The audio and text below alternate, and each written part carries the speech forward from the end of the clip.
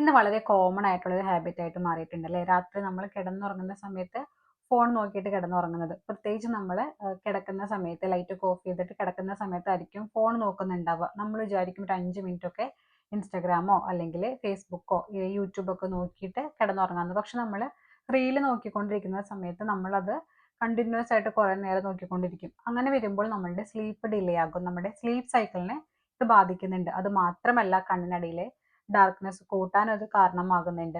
പിന്നെ നമ്മൾക്ക് എന്തെങ്കിലും ഹെൽത്ത് ഇഷ്യൂസ് ഒക്കെ ഉണ്ടെന്നുണ്ടെങ്കിൽ പ്രോപ്പറായിട്ട് ഉറങ്ങിയില്ലെങ്കിൽ ആ ഒരു കംപ്ലൈൻ്റ് ഒക്കെ കൂടാനുള്ള കാരണവും ആകുന്നുണ്ട്.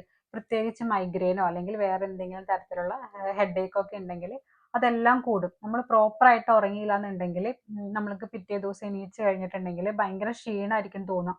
അത് മാത്രമല്ല നമുക്ക് കോൺസെൻട്രേഷൻ ചെയ്യാനുള്ള ബുദ്ധിമുട്ടും മൂഡ് സ്വിങ്സും ഒക്കെ ഉണ്ടാകും. അതുകൊണ്ട് സ്ലീപ്പ് എപ്പോഴും ഭയങ്കര ഇമ്പോർട്ടൻ്റ് ആയ ഒന്നാണ്.